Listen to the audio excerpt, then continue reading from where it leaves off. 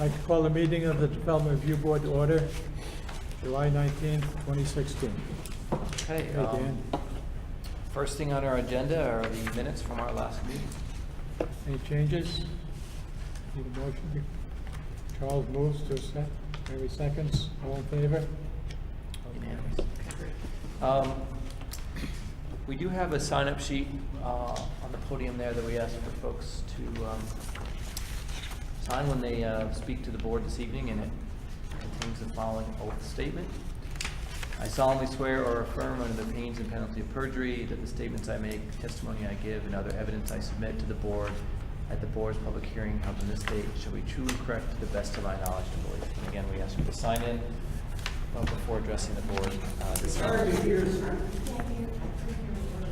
Okay, well, perhaps you could move forward. So you could bring your chairs right up if you want. The next item on our agenda is disclosure of any ex parte communications or conflicts of interest regarding the matters before the board this evening. Have any? Nope. Don't see any. Okay. The first hearing is the Bennington Coalition for the Homeless, 966 Main Street. This is the second hearing for this project. At the last hearing, the board did have some questions. The applicant is here to answer those questions. He has submitted a written response as well as a revised site plan for the board to review this evening. And I believe Chris Oldham, the executive director, will be addressing the board this evening regarding this matter. Good evening. Before we get started, I'd like to just quickly introduce a couple of our board members that are here tonight with us. I'd like to introduce our president, Kathleen Wilkinson, James Lawton, and Nancy Sanford. There are 3 out of 7 present tonight, so I just wanted to acknowledge their presence here. I assume that everyone had an opportunity to take a quick look at the site plan. Some of the things that, actually all of the things that you had requested from us, we did kind of put on here on this revised plan. You can see that we did modify to reflect accurate property setbacks. I think that was Charles, your observation. So the second thing that we added was the square footage, which is 2,408. And then the third request, the ADA access plan. If you see on the front, we've added a new concrete sidewalk sloped up to the porch that complies with ADA.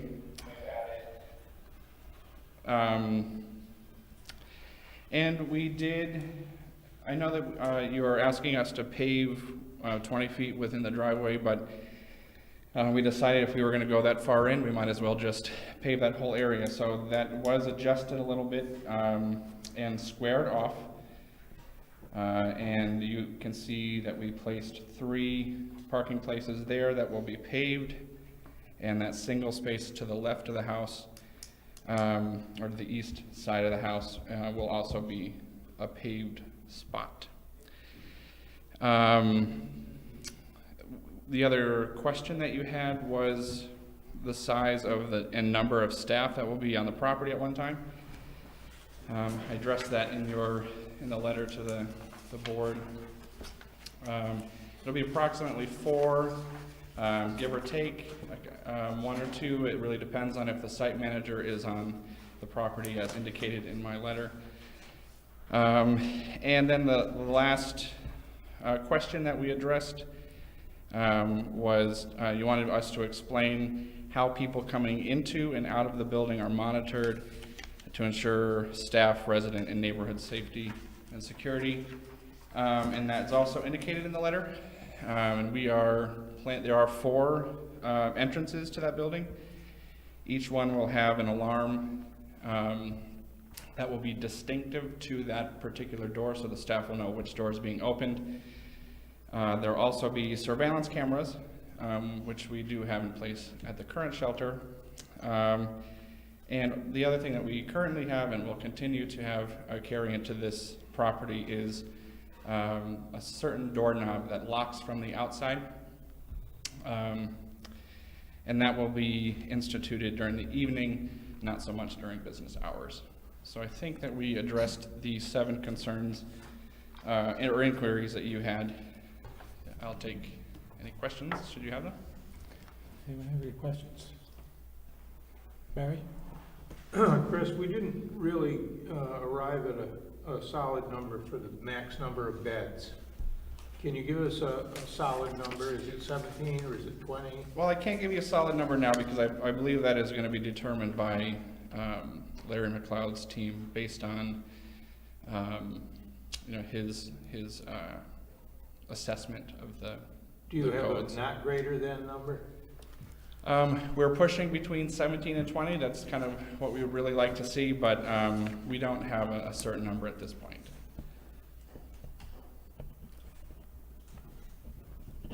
Anyone else have a question? Anyone from the audience like to speak? Yes, sir. Come up and sign in, please. Where do I sign in? Right over here. Okay.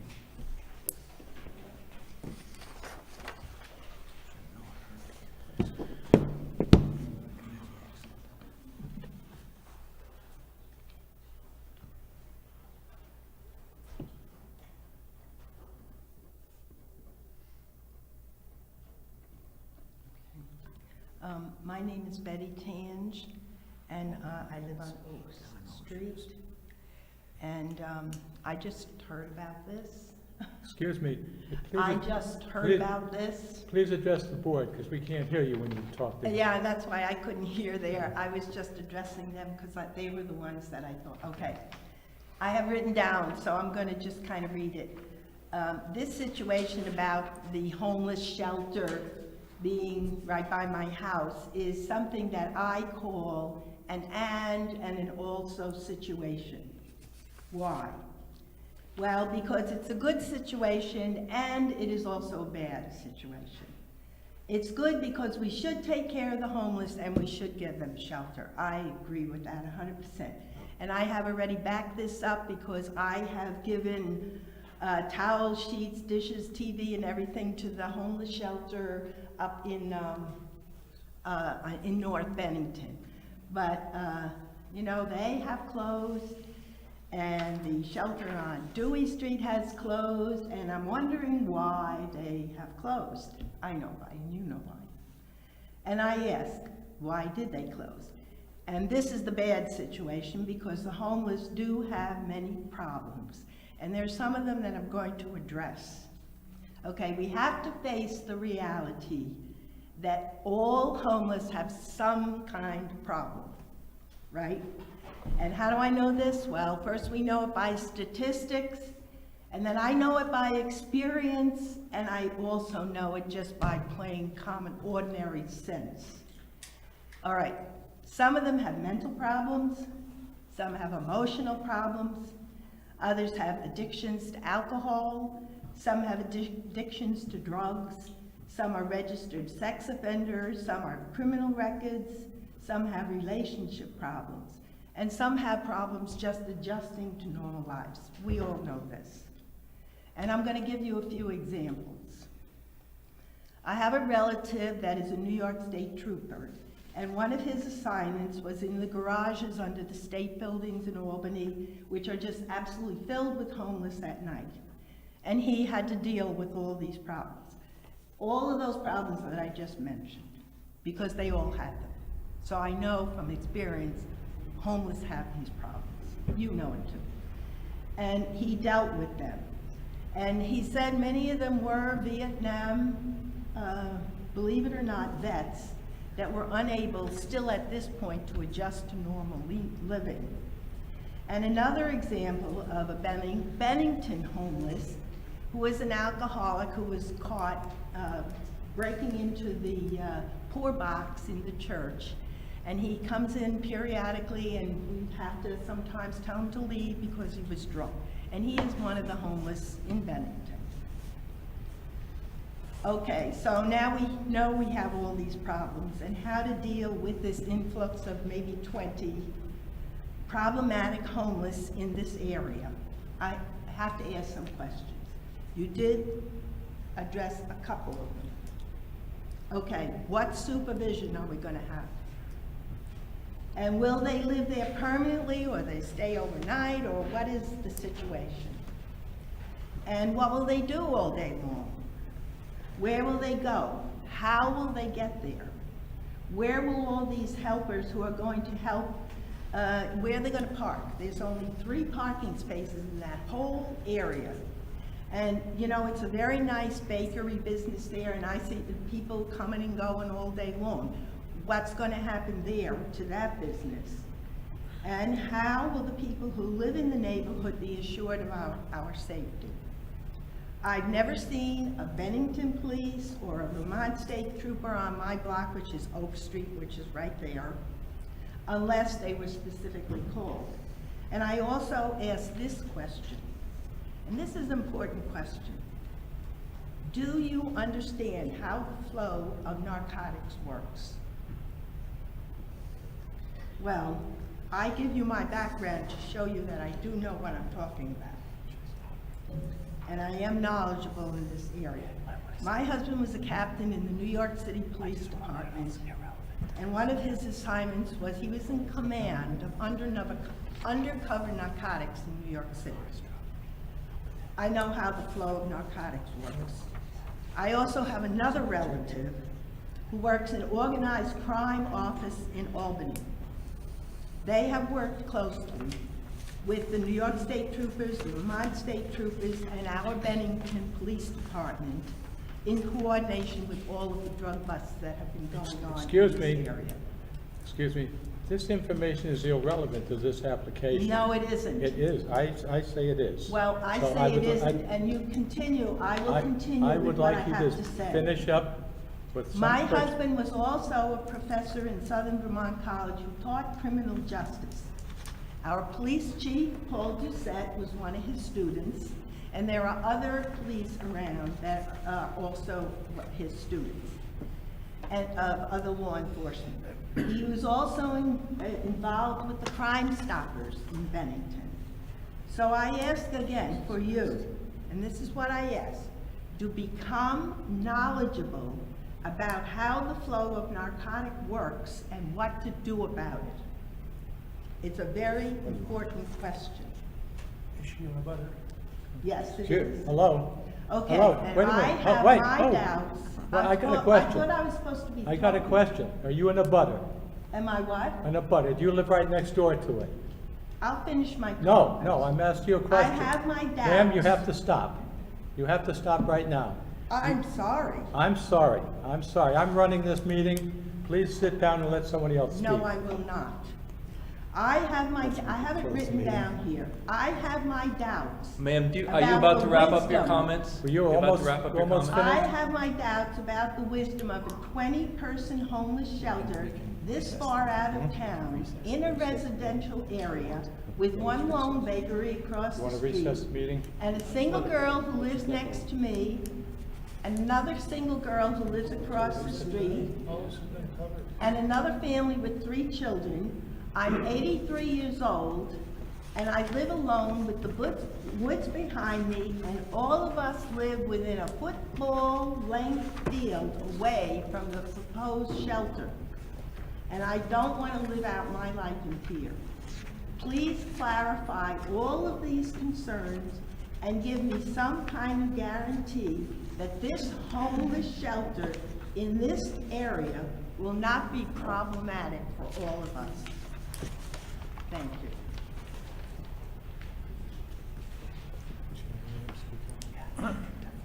Yes. If she was in butter, she received a letter. If she didn't receive it, she told me she didn't. I don't know what I said that was so upsetting to you.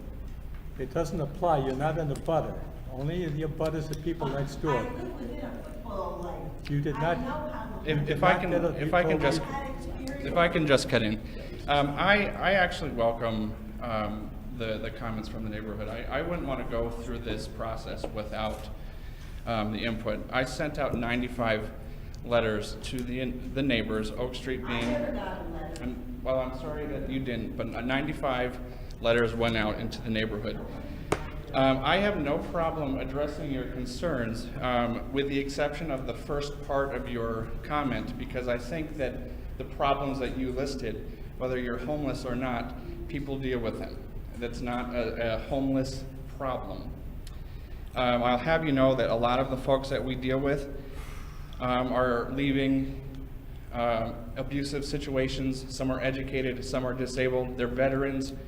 You can't classify a group of folks based on your fears. However, with that said, I really encourage a meeting between the two of you, the two of us. I would like to be able to, in detail, because I don't think we're going to get detailed enough in this meeting, but I really want to show you that our program is more than a homeless shelter. There's a stigma that is placed, and I think that you highlighted some of the fears that a lot of people have when it comes to homelessness. From experience. Yep, we are a 15-year-old organization. A lot of things have changed, and I think the way we're operating right now, it's a short-term emergency facility. Transitional housing, so the folks that are staying there stay with us between 3 months, 2 to 3 months, sometimes a little longer depending on their situation. They're being taught how to deal with various life skills. If they're in recovery, we support them. The goal is to ultimately give them the tools necessary to sustain permanent housing when they leave. The other thing that I should point out is that we're very strict when it comes to who participates. Not everyone gets to participate in this program. Those who are serious about getting off of the street and getting into permanent housing, those are the folks that we will not give a hand out to, but a hand up to. That is our approach. So I want to make sure that you and I exchange contact, and I would love to meet with you and go into a little bit more detail. Yeah. Thank you for not being rude. Sure. So I think that's how I'll leave it. Thank you, Chris. Yeah. Thank you. Anyone else in the audience like to speak? Please come up. So, am I clear that if we live in a neighborhood, unless we live right next to the property, we can't speak on this issue? Well, you can, but not to go on and on for things that do not apply to the application. You said that, well, okay, but you said to her that she wasn't a flooded property and she couldn't speak. So So what? I'm not clear. I can clarify you. What the chairman had done is he had made a determination that the things she was discussing were not relevant under our rules applicable to this project. So therefore, we asked her not to continue. We allowed her to, but it is not what she was discussing, the drug issues, those sorts of things are not relevant to this particular application under our rules. I'm not saying it's not relevant to folks in the neighborhood, but we have rules that we have to apply, and we're supposed to make sure that the information we accept is relevant to the application under the rules that we have. We're perfectly happy to hear anyone speak who wants to, but we can't allow folks to go on with information that is irrelevant under our rules regarding this project. These are rules that are voted on and adopted by our governing body, the select board. We do not set the rules, we only implement them. And when I say we, it's the board. I do not have a vote, so I'm purely administrator. But if you would like to speak, you're welcome to speak, and anybody can speak. It's just that we would like to keep the information relevant to the rules that we have to follow. And so if you want to continue, you'll have to go up to the microphone and sign in. Thank you.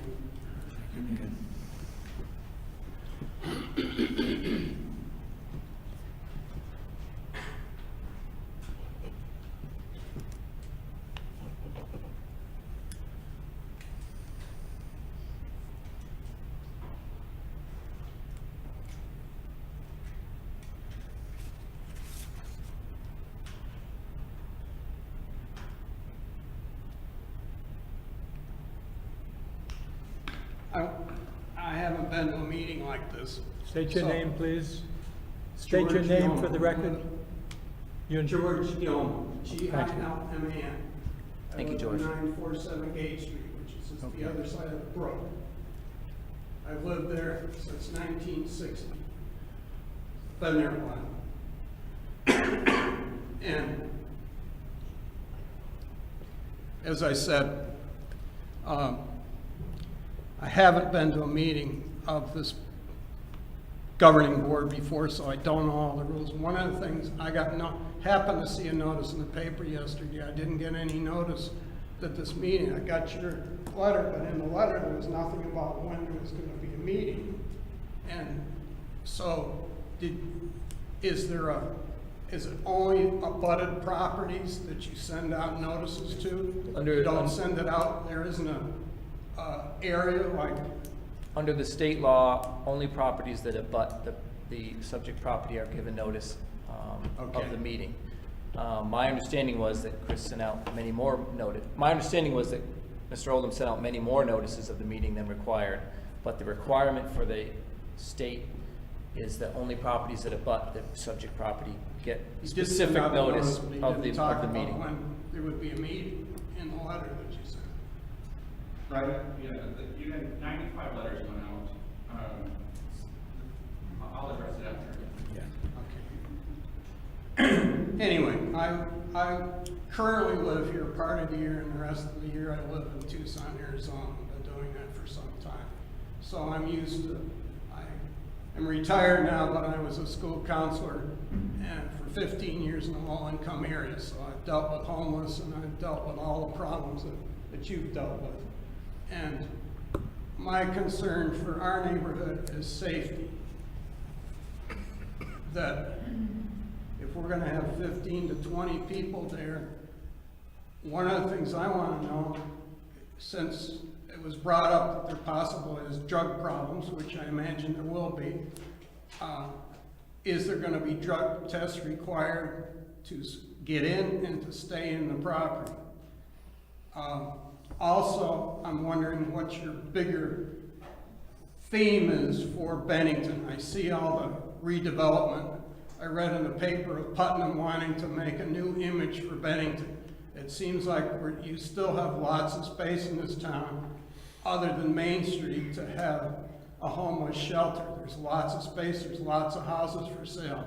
It seems like you've got a business district here. You should be looking at business. You've got a nice small business across the street, a bakery, which has been very successful now, and I don't see that as an addition to that, encouraging people to come into the neighborhood with a homeless shelter, and if people are going to be allowed to go outside, stand and smoke, or be in and out of there, 15 or 20 people, that really concerns me, and the safety of my house. It's a hop across the brook. I'm not wanting to come back some spring and see my house torn apart. It's been there, I've been there since 1960, I've never had a break-in, and I'd like to keep it that way. So I think you need to look at the bigger picture. Thank you for letting me speak. Thank you. Chair, I'd just like to respond to one of the issues that the gentleman raised. The zoning district in which this property is located does allow for this particular use. So that is why primarily these folks have been looking in these areas that are zoned for it. They have looked in other areas that have not been zoned for it and had to look elsewhere. So that is the primary reason that they look in these village commercial zones, is because it does allow for this use, subject to this board's review and approval. So I just want to address that. I know Chris and I have looked long and hard for properties that fit within that zoning district, and those are the rules that are handed to us. We don't get to make them. This board implements them. So that's just so folks understand that this particular property is located in a district that allows this use. Yeah, and I think that you nailed a great point. I think it's important for us to look at the bigger picture. We do have a homeless problem in town, and it's not going to get any easier if a project like this is shuffled from place to place. In all reality, no matter where we go, we're going to have this discussion, and there's going to be someone who has concerns about the nature of the program. I really want to hammer home that this is not your typical homeless shelter. We have a vetting process, and again, I want to extend the invitation that I was able to speak to a handful of the immediate neighbors in person on several occasions, including the bakery.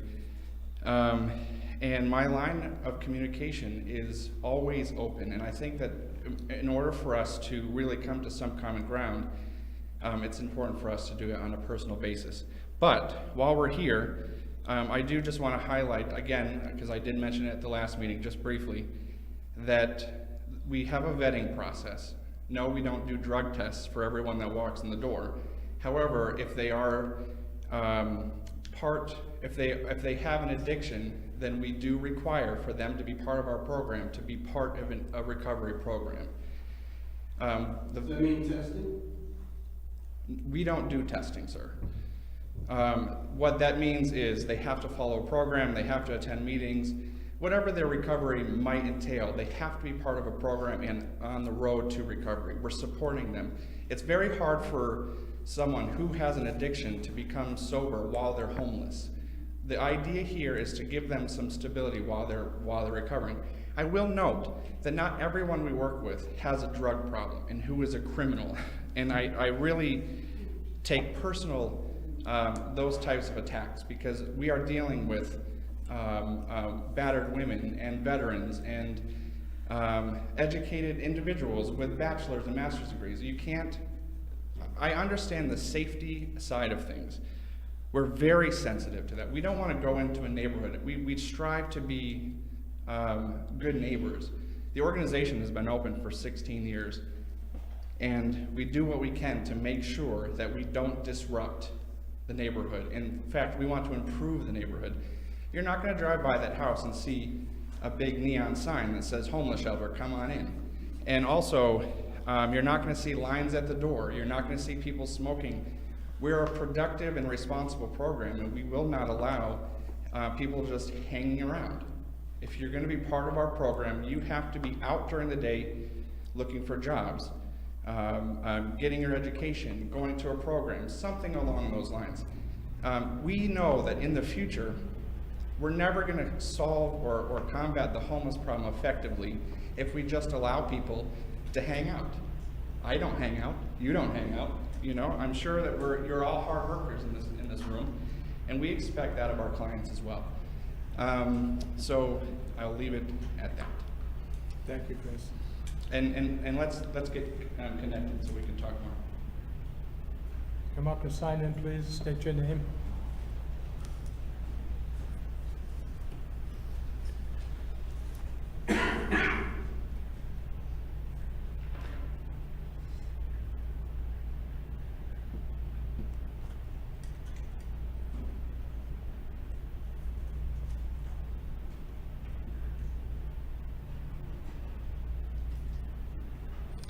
My name is Julie Thayer. I also live on Gage Street.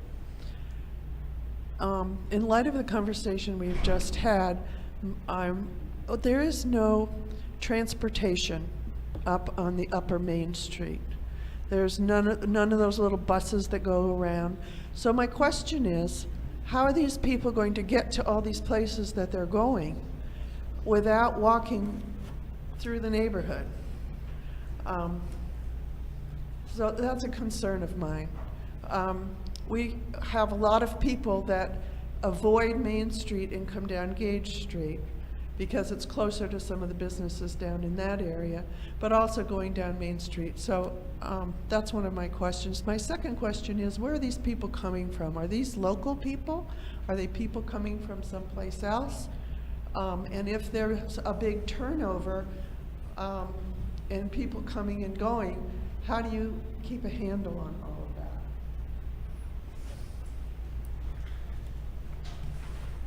When you say these people, I'm assuming you mean the program participants. Correct. We do work very closely with the Green Mountain Express. Transportation was sort of an issue initially because right now they're centrally located. So walking is a little easier from going from place to place.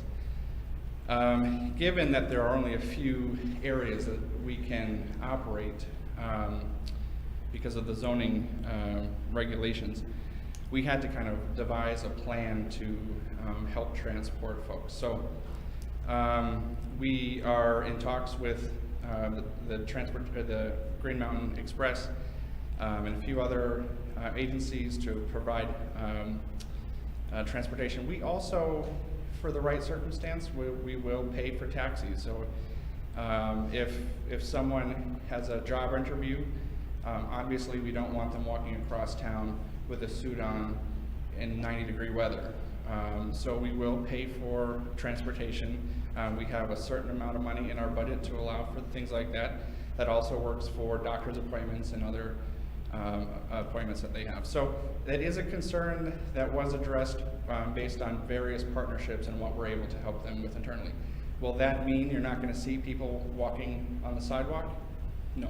You'll certainly see people walking up and down the sidewalk, but it's going to be hard to tell whether they're homeless or not. And the other concern that you had? Where are they coming from? Oh, good question. 99% of them come from Bennington.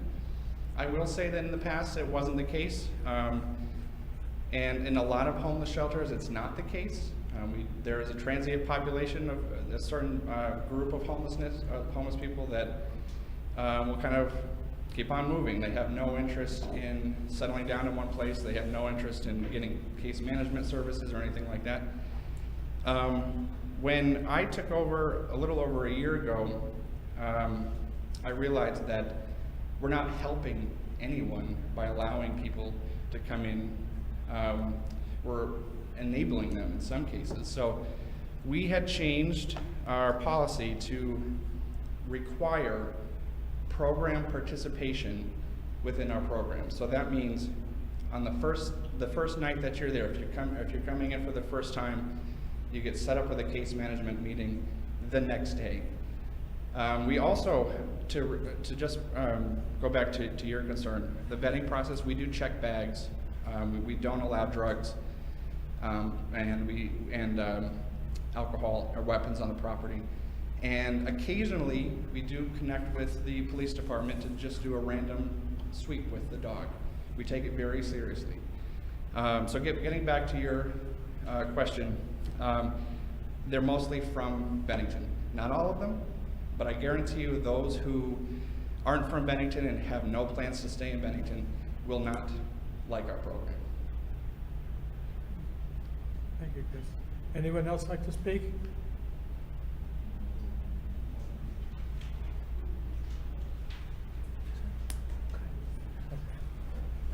If the board's satisfied. No, no. Oh, there's one, sorry.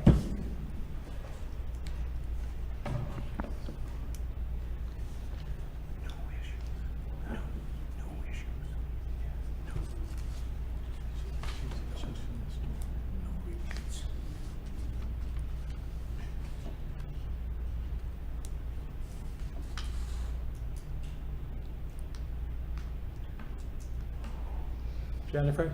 My if name you is can- Jennifer Kreinen. Jennifer, if you can, just bring up new issues. We've heard all the others, so if you have some new things that we haven't heard this evening, we'd like to hear them.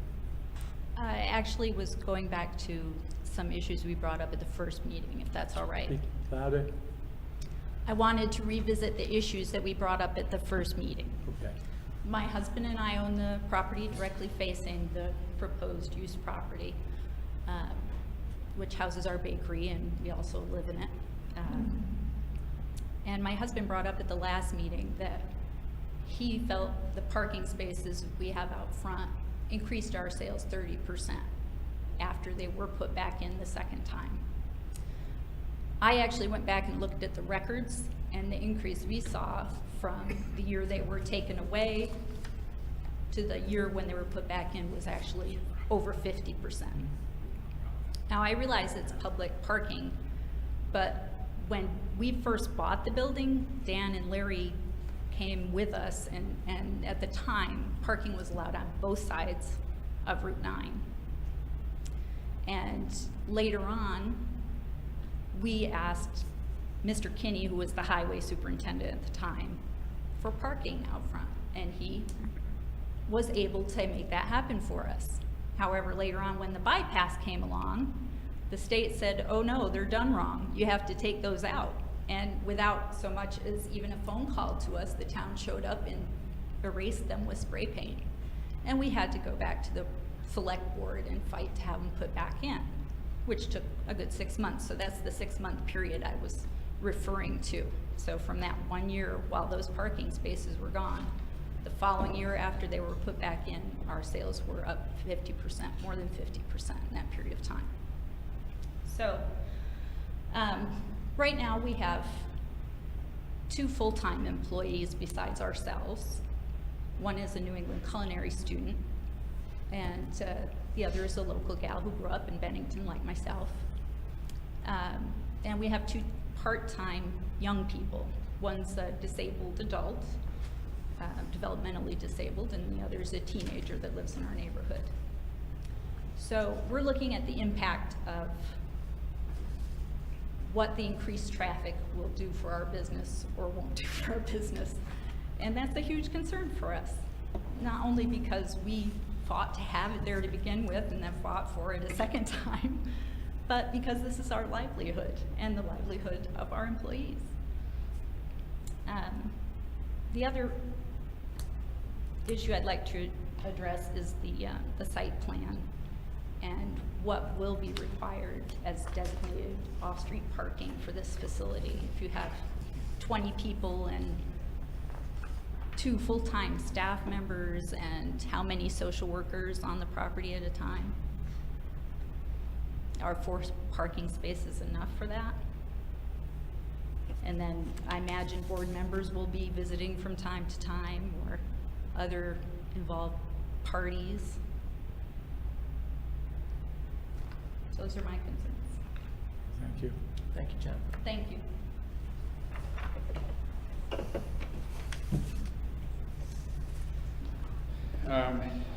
Well, I hope that the increased traffic increases their business. I know that me spending a little more time in that property, I have every intention to going over there and spending a little more money. And I'm sure my staff will too. It would be a nice thing to work next to, I know that. Other than that, we have addressed some of the parking concerns. And I'm not going to stand here and say that the 4 parking spots is ideal, because honestly, you know, we could all use a little more parking. I would certainly join the lobbying efforts by the bakery. And I think I mentioned this to him in a message that I had sent you after the meeting, that I would be more than happy to support any kind of time 20-minute limit on those parking places if that's going to help. But I'm very committed to making sure that, especially during business hours, that those 3 parking spots are not used by anyone affiliated with the coalition. We're very sensitive to that. I also grew up and born and raised in Bennington. My family owned the video stop for 25 years. I know what it means to have a small business be a livelihood, and I don't want to take that away. I'm very sensitive to that. So,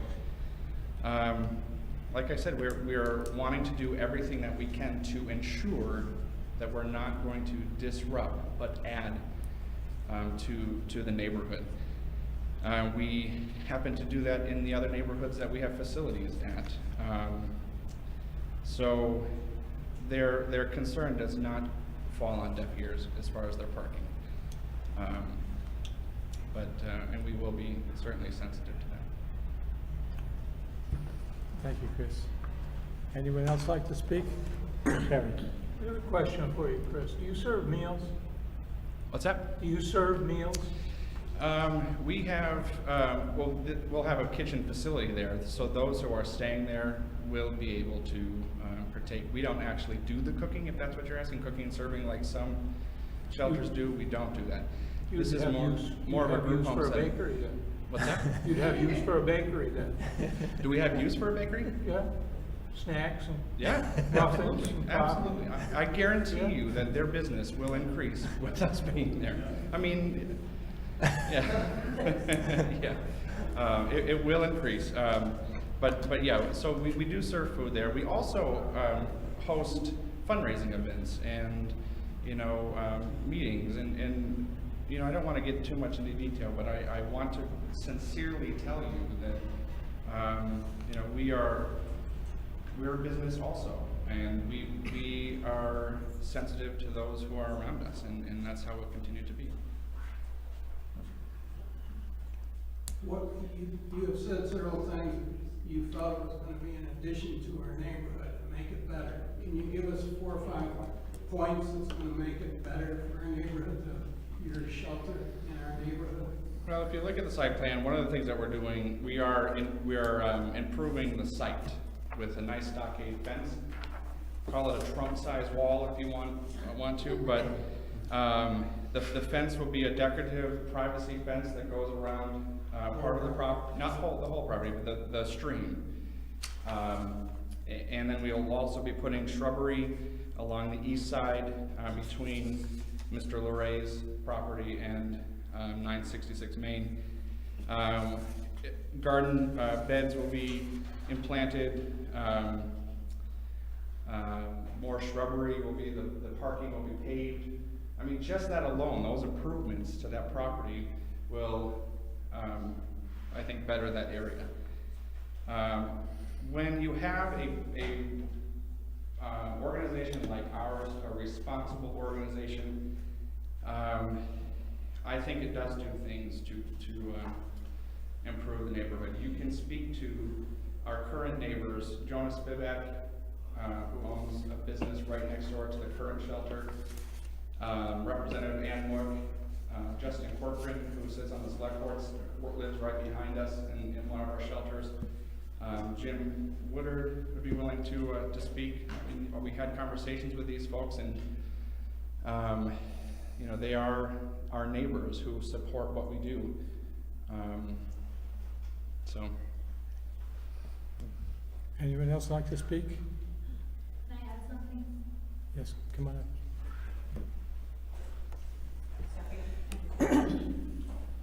Couple of points that I missed, and I know this isn't the right board to address this to, but at Dan's urging, I did contact Stu Hurd about a possible time limit on the parking in front of our place.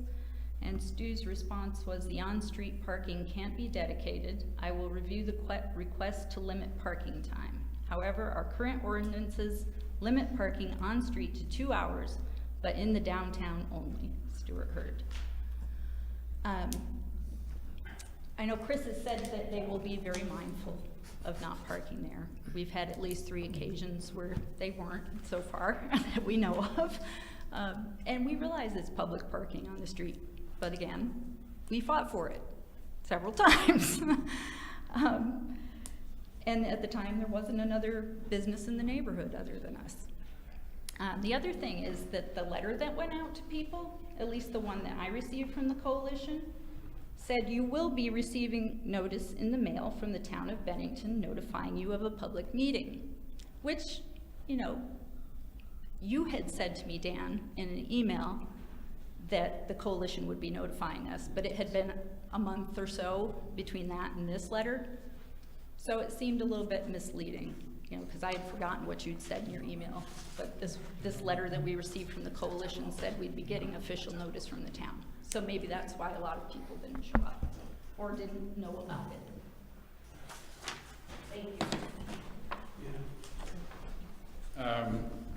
The initial letter that went out to the neighborhood did not have the date on it, and it was mainly because we were supposed to have the conversation with the neighbors, the immediate neighbors, about the meeting. I was also under the impression initially that the town would be reaching out, which is why I did not put that in the initial letter. I do not want to throw anybody under the bus, but that initially was my impression too. Thank you, Chris. How's the board feel? Questions? Oh, hi. Any more questions? Yes, Barry. I'll move to close the hearing. Going to Yeah, close. move to deliberative session. Bill seconds. All in favor? Thank you, Chris. Thank you very much. Thank you all.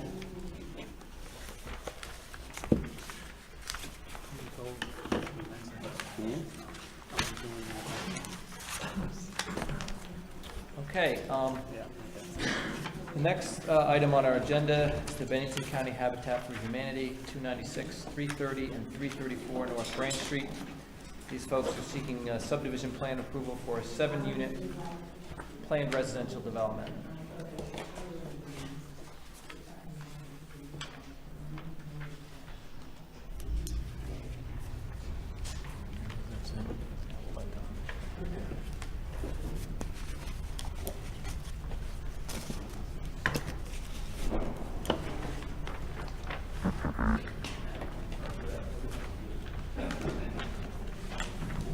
evening. Hi, Chris.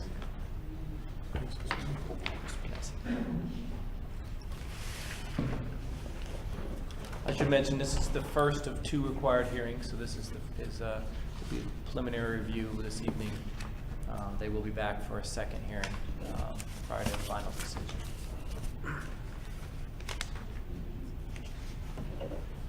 I'm Chris Panesi from Mance Engineering Partners. I'm actually also on the board of directors for Bennington.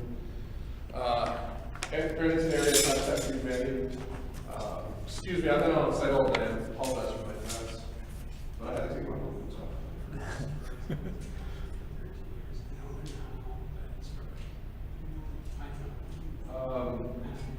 Folks, we're gonna have trouble hearing if you guys are gonna be talking. It's okay if you wanna go outside, but. Put this up. I submitted, I'm sure you have a plan, I submitted Pascal plans for it. Bennington area Habitat for Humanity has purchased 3 properties on North Branch Street. Subsequently since then, we have torn down 2 of them, which included a single-family house and then a trailer. And then the 3rd house that we purchased, we have rehabilitated, energy improved, and we're currently constructing an additional residence. What we're planning overall is taking the 3 lots that we purchased and re-subdividing them into a total of 7 lots. This is what's allowed by the density and the zoning with use of the subdivision and PRD. The lots will range and relatively small, from 15,000 square feet to around 8,000 or 9,000 square feet. As you can see on the drawing, this house, which was formerly the Sandquist residence, is actually rehabilitated and improved, and is currently being lived in by one of our partner families. And then this house on lot number 1, which is in the same location as one of the houses that was removed, is currently under construction. What we plan to do is add an access roadway with a small bend to keep the frontage similar to the rest of the street, and then 4 additional lots in behind. The roadway slopes towards the back, and then we have a small detention area for stormwater. And then all these lots will also have rain gardens as part of our grant program. We will be enhancing the site with additional trees. We're trying to save as many of the trees on site as possible. There are some that are currently in the roadway area that we have to take down, but there's a large stand of maples in the back and all the perimeter trees which are planned to remain. We have overall been approved for phase 1 from the Water and Sewer Department, which were the existing house and the ones under construction, and also received approval for phase 2, which is the construction of the remaining residences. As part of Habitat, we build for our families that we partner with. So we're assuming right now that there'll be 3 or 4 bedroom houses. We don't know until we actually have a family that qualifies, and then we can assign them a house, and then we assign the house size per the family. So if it's a single mom or a single dad with kids, depending on how many kids, they might only get a 2-bedroom house that we'll construct. Otherwise, 3 or 4 bedroom is pretty normal for us, with 3 being the average.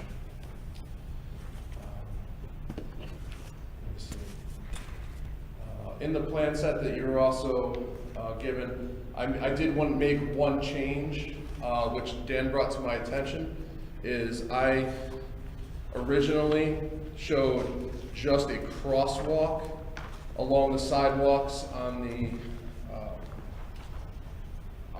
roadway, with a crosswalk in the back connecting the 2 sidewalks, and not one on the front.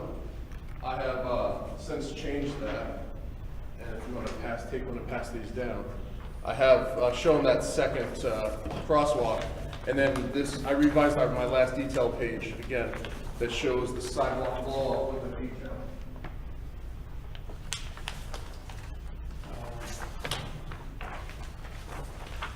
Overall, to give you a little bit of more information about what we do, The guy from the last meeting actually took one of our lines, is we do a hand up, not a hand out. Partner families, if they qualify with us, will build the house. They have to put over 200 hours of sweat equity into the construction of the house. They are sold the property and the residence at a rate that is affordable to them with a low interest mortgage, which is usually 0%. We have a couple houses in the area. The last one we built was actually on Silver Street, which was 3 to 4 years ago. I didn't work a lot with Habitat at the time, but I did do some of the permitting for them on water and sewer. Besides that, overall, we're very thorough on our process for selection. All of our homeowners have to pass background checks, they have to pass credit checks, and go through a rigorous process for us. We have a certain amount of income that you qualify for one of our houses, and the average is between 30 and 60% of the median income for Bennington County, which is usually, we're on the higher end, usually it's between 50 and 60%, because otherwise we can't find people to qualify. We actually do have a family selected for the next residence, and I'm sorry I don't know their name. We go through the applications very quickly, but I don't know their name, so I can't tell you at this time, but that information can be sent to you from our offices. Let me see, I think that was all. We've contacted and sent letters of ability to serve to Green Mountain Power, Fairpoint, Comcast. Green Mountain Power has responded, along with the ambulance has responded. I have not received anything back from the fire department or the police at this time. And as soon as I do, I can submit those as well, but I don't believe it was required. But it's something we like to do anyway, to make sure that there's anything else that someone needs, especially for the fire department. And we do have a turnaround that should be sufficient, but we want to make sure if there's any other items, such as like a hydrant, which I am actually showing an additional fire hydrant on the site, which will help for our facility and any other neighboring residences. That's a brief overview. I'd like to open it up to you if you have any specific questions or something that I didn't touch on. Anyone have questions? Ron's got a list. No, the setbacks are met, the front setbacks are met, they're in compliance, are they? Because it's a PRD, there's no requirement that any specific That's what I'm setbacks. wondering about, okay. Yeah, so we would be looking at each individual site just to make sure that we feel comfortable that Okay, overall it makes That is sense. in compliance then, yeah. Yes. But On the also- street, we tried to match the line going across. Gotcha, yeah. Also, I suppose there's a waiver also for the front yard width is there, because Yes. Yep. that doesn't need the 100 feet either. Yep. All dimensional requirements They're all good. can be waived, doesn't mean they should be waived, but they can be. The specific requirement is that the density not be exceeded. All right. In this case, the density is not exceeded, and they did not use any bonuses that would be allowed per Yeah, I the understand. affordable housing. Yeah, okay. Now, did I read or not read that the municipal water and sewer are required to be in place before the construction starts? Did I read that in here, or is that my? They already have an allocation It's not there yet. from the town, so they'll be installing the water and sewer as they build the facility. I can address that as well. Okay. This residence obviously was habited and already connected. This house that we're building already had water and sewer connections coming in from the street. This house is going to be maintaining those connections. All the remaining residences, this one in the center and these 4, will be accessed off the new services. Those would have to be installed along with the roadway prior to building any more residences. What we were trying to do was get a little bit of jump on the weather to make sure that we could get some of the construction, maybe get it enclosed by winter. We tend to build slow 2 days a week. I think we're building Thursdays and Saturdays right now, from 9 to 2. So besides having some other site work done, it's a pretty tight window that we work with, so we try to do early in the summer. We're also building in Jennifer Lane in Manchester. How about the requirement that all developments are required to have 2 means of egress and ingress? Does this have it? This does not require, because there's only 4 houses that do not access the main street. It's anything over 4. There were 4. Yep. Okay, So that they meet, doesn't take the whole they thing meet that into exactly. consideration. Yeah, yeah. Okay. That's all about for now, thank you. Okay, thank you. Anyone else? I have a question. What's that? I have a question when the board is done. Okay. Chris, I have a few things. Sure. One, you didn't state your roadway, is it going to be paved? At this time, we are planning on paving it. The roadway right now is at the low speed, I think of 25 mile per hour distance of, I think it's 16, off the top of my head, 16 feet with sidewalks on both sides. Would be a low speed highway, and we are planning on paving. We may do pervious pavement, which kind of looks like binder, but right now, I say yes, asphalt. Definitely, some type of asphalt. Because any roadway that goes out to the paved road has to be paved in 20 feet Yes, from the property line. yes. And that includes the existing house that has a gravel drive now. No? I don't, It is, isn't it? That's the board's discretion, because it is part of the PRD. I'm still a little bit stuck on the ingress and egress. There is 7 total houses in there, right? But 3 of them have direct access to the main street, to North Branch Street. But if there's a fire down at the end, and a fire truck is blocking the entrance to the road, and an ambulance has to get in, how do they get over there? They can still get to those 3, Yeah, probably. The guy but our requirement is it's triggered at 4 or more. It's not The whole triggered when thing there's is 4 or more, but. Yeah. The 2 of them only have sidewalk Yep. access. But they're right in front. Pretty hard to And find a those fire two- engine in a sidewalk. It's very close to the road, though. This house actually now has a driveway which we're utilizing. That's, we were doing this just to make sure that try to hide the parking behind the houses. You know, we can put their driveways in next to the road, but have them so close to an access road. It doesn't make, sense to try to it hide doesn't them. make any sense, it's not appropriate to do that. The bottom line is not required. Okay. You guys can, if you think you want to go above and beyond what the regulations say, because it is a PRD, but because they do meet the requirements as far as the amount of access. Speaking of parking, I didn't notice any parking spaces designated. Do you have, on any of your plans, are there parking spaces? No, but the driveways are widened out towards the end for parking 2 cars each driveway. Okay, thank you. So, and this house right now, I show it to be removed, but has actually a circular driveway, because part of it is on the neighbor's property, but it's been that way for a long time, and we are gonna change it, we're just waiting until our site construction goes through, because it'll be cheaper to do it all at once. One other thing, Chris, I always pick on this, we need graphic scales on the drawings. Okay, I mean, they No. should all have a graphic scale at the bottom left corner. In these.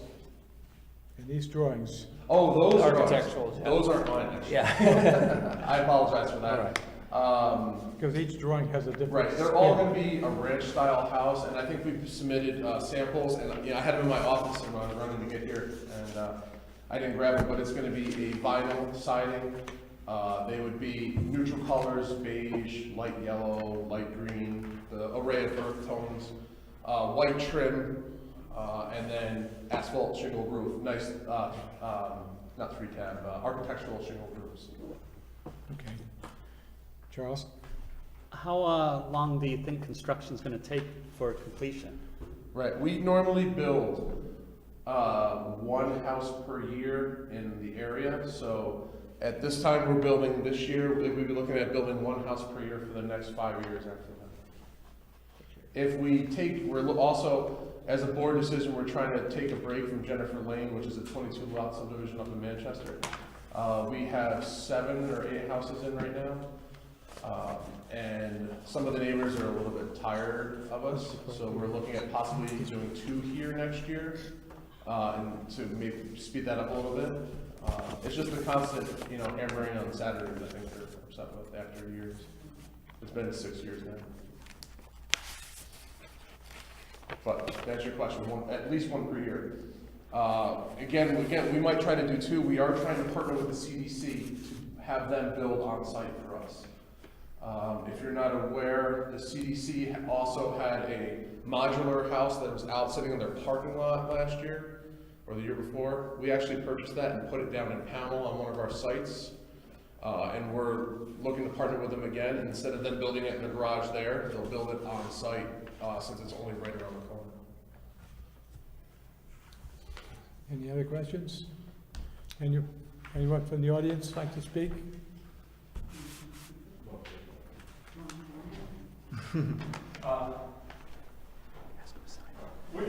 Excuse me. Hello? Sir? Hello? He wasn't here at the beginning. Could we just have you sign You in, have to please, and sign state in, your name? please, state Yep. your name. Thank you. Just for folks at home, so they know who you are, and we can put you on in the minutes. My name's Dave Wynn, and I live on North Branch Street. One of the concerns we had was the duration of this project, because like I say, it's been Monday and Tuesday of this week alone, and the weekends. But one of my concerns was during the flood during Irene, the water was actually running down the street and up onto the sidewalk. And in the past, I've worked for contractors, and their rule of thumb was you put your floor level of your house at least 18 inches above the grade of the road, or in this case, the sidewalk. Now this probably drops off 4 feet in elevation. So the grade of this doesn't look like it's very high to the sidewalk. The houses on that street are for 125 years old. But any new construction should probably adopt to that standard. I mean, hopefully we never have a flood. But if you can do it beforehand and prevent it, and get the grades up higher. And I know other people in their neighborhood that have to pump their sewage out to the street. And who is going to maintain this? Is there going to be street lights in this neighborhood? I mean, we all agree there's a need for affordable housing, but like I say, we have to listen to it for quite a duration. And what's the quality of the infrastructure of the water and sewer lines that are going to supply this neighborhood? We've had one repair down the street within a month, and there's currently water leaking out of the road quarter mile down the street. And I do know at one time, a week ago, we still had a fire hydrant on the street that was out of service. I mean, the infrastructure has to be able to support more housing.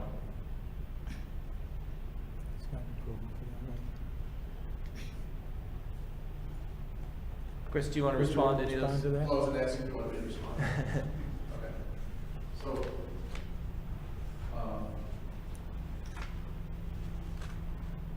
on one of the other sheets that's in there, and if you wanna maybe come a little closer to this, our site goes downhill from North Branch. Yes. So, here, coming down into the low point, which is actually in this corner, you can see, we're at a 1.5% grade, and then falls off at 3% towards the end, and then this grades down from that. So we're actually going to be filling a little bit towards the end, but otherwise trying to balance it. The sewer system is actually shown on the profile here to go through. Well, that's the water system. Sewer system's on a different plan. It's on a utility plan, but we have we've gone out, we've opened up the manholes for the sewer system. We've measured it, and everything will flow via gravity with a new main. The main will be built to town standards and have to be accepted by the town. Same with the water main, it'll be brand new ductile iron class 52 cement line pipe, which is the top standard, along with the Mueller 2500 Super Centurion hydrant, which is all, I wouldn't say state of the art, but it's the top notch equipment to buy and put in this time. Again, would have to be certified, tested, and then accepted by the town. On flooding, the soils there are extremely gravelly. We are going to be doing rain gardens on all on the properties to help with any root drainage, and again, we'll be doing the road drainage that has a detention area in the back. Will all the houses be on slabs? Right now, we are trying to reduce our costs for construction, and the new site super and project manager that we have that are working with us, they do want to build all of them on slab. Which I personally voted for basements, but I was in the minority. I like extra storage. And they will all end up having a shed of some sort. A couple of them are actually already been built, and they're on site. Those aren't shown because it's not normal. Or be one shed per house? One shed per house.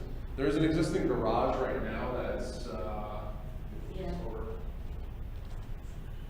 it's actually right here was the garage with the trailer.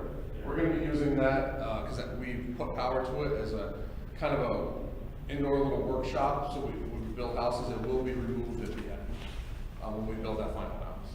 Well, like I said, we had no information. Sir, could you address the board so we can hear your testimony? We had no information on the scope of this project before we received a letter about this meeting. Yep, and that's why we have the meeting, so you can learn the information. Like I say, everyone in the neighborhood is very naive about what's going on, so. To give you a timeline, we would be looking at infrastructure next spring for the roadway. Unless something happens with our possible deal with the CDC to build houses, but otherwise we'd be looking to build the infrastructure, water, sewer, and roadway in the spring. We already have a site contractor that's offered to do it at a reduced price of materials and fuel, waiving a lot of his actual fees. So it'll be helpful benefit for us since we run on 90% donations from surrounding areas. And volunteer labor if you're interested. Would it be possible for some of us that are neighbors to get a copy of this plan? I can send you a full-size 11 by 17 set if you'd like. Well, one of our neighbors is away, so we'd like to be able to at least give her some information when she returns. If you give me your address before I leave, I will send you a set. Okay. I'll send you multiple sets if you need. All right, thank you. Yep. Could you just briefly go over the utility plan, show us where the power lines and sewer Okay, are yeah. actually? I didn't bring a full size of the utility plan, but as of right now, for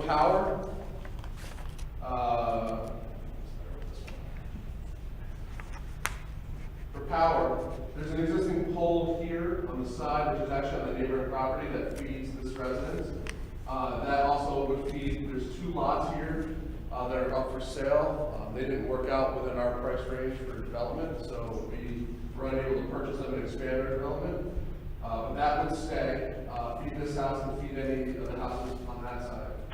This house right now, after talking with Green Mountain, I believe is going to have an overhead from across the street, which the house had before. There's an existing pole located that was in front of the trailer. We're actually going to relocate that a little closer to the road and then supply this house and the 4 back houses with underground power. All the utilities would be under the sidewalk or just outside of the sidewalk. For water and sewer, we'd be tapping the main here for water, bringing the water line up to a hydrant, and then for sewer on the opposite side of the road, because they have to maintain a 10-foot separation minimum for state and town standards, we would have a sewer line that goes across 2 manholes, and then bore under the road, unless RJ lets us open cut it, and attach it to the sanitary manhole. Like I said, we have measured it. We opened up the manhole, measured down. It's not a fun job, but did it. And everything flows via gravity.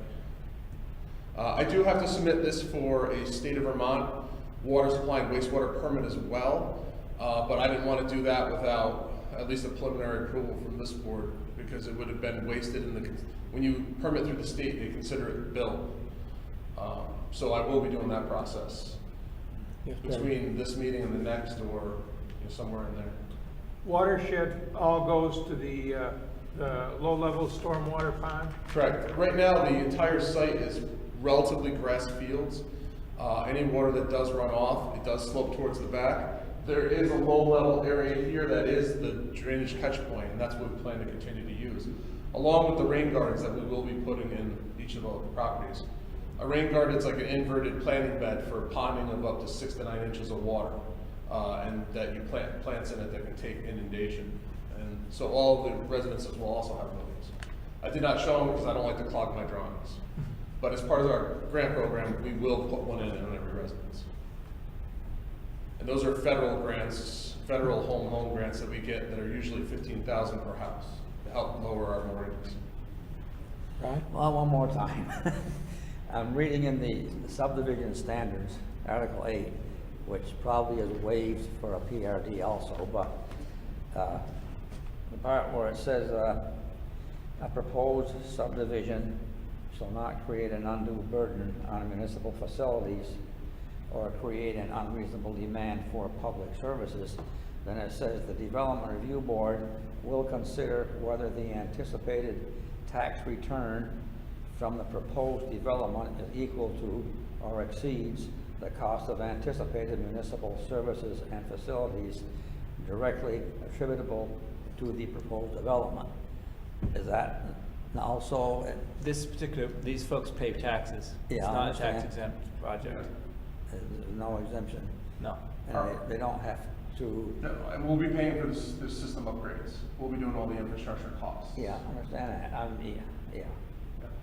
Just to give you a history on some of our houses, the last few houses in our Manchester area have appraised for around $210,000 to $220,000, and they're paying a reduced tax rate because it is deeded affordable and it's perpetually affordable the way we write our mortgages and our first right of refusal. So they did give us a tax break. So in that area, I think the houses are paying about $2,000 a year in taxes. In Pownell, the last house we did, which was the CDC house, that appraised for $178,000. We're anticipating that these houses will most likely be in the 160 range is what they'll appraise for, and I'm not sure what the taxes are. I live in Shaftesbury, so I don't know the benefits of the tax schedule as much. But I'm sure they'll be paying a normal amount for the area. Unless your listers or auditors would give us a discount, which we would love. All right, thank you. Again. No, it's great to give you as much information as possible. Anyone else? Anyone else? Anyone else have a question? Chris, you did submit, I think, some very attractive elevations for the typical 3-bedroom. Will all the houses have essentially the same look and feel, or Yes. Okay. For the 4-bedroom, it's a couple feet wider and a couple feet longer. But other than that, But it will be basically the same. We had one with a different kind of hip style roof plan, but it put valleys right over doorways, which doesn't really work out well in the wintertime. Those plans are originally from a southern build site. That's why they're a little bit elevated from the ground a little bit more. But they are being put on a last-minute slab. There will be a utility pad for the heat pumps, or I don't do much on the buildings, but I do more site work. So I just wanted to confirm, because you'd mentioned Yep. a ranch style, and I would consider this more of a bungalow style, and I just wanted to Oh, okay. clarify that this is what we were Right, yeah. in for. A single-story house. Yep. Yep. But they will be attractive looking when done. Thank you. The plan for snow removal, is it just to bring it down to the low-level storm area It and let would it be, melt? yes. It would be to plow down through and then bring it to the stormwater area or to this side on the higher side. And I don't have a lot of room there for easement, but pile it there, because then there's a swale that would go to the low level area. This way it wouldn't freeze it over. That's why no curb down here, right? So you can- Correct. Now, as of right now, this would be a privately maintained road. I'm sure we're gonna try to petition the select board to take it over, but, I don't know how that goes, but this would be privately owned otherwise. So we would have a small homeowners association for the maintenance of the snow plowing and of the roadway. And as you mentioned, Chris, the water and sewer infrastructure would be, Dedicated to the town. Yep. And if we have to maintain our manhole or our hydrant, I'm sure at that point we would, but I think when you're putting the brand new stuff in, I don't think would have problems for a while. What's the board's pleasure? Over here. Yeah, we need a motion. Well, I would move that we preliminary approval. Okay, Harry moves preliminary approval. Charles, I'll second. a second. Any discussion on the motion? Good. All in favor? Okay, Chris, you got preliminary approval. You'll be back in 2 weeks. All right, thank you very much. You're welcome. Thank you, Chris. Okay, unless there's any other business, a motion to adjourn and go into deliberative session. Oh, you have some other business? Okay. Dan, is there any way we can get into the minutes our decisions that are done in, Sure. I'll post those. not, at first, we had all the financial facts and everything. I just would like to be able to look back into the minutes and say, it was either passed or it wasn't. I think that makes total sense, and I'll just make sure that those get into the website. That's a great, that's a great idea. I really think that's a good idea, Mary. So thank you for that suggestion. And that'll just make it easier for all the public to see. They can go online and see it. Yeah, right. I forgot to have stuff on the phone. Yes, Barry? Move to adjourn. Move to adjourn. Second. Bill seconds. And go into deliberative And section. go into deliberative session. Okay. Unanimous. I got more than the bargain for tonight.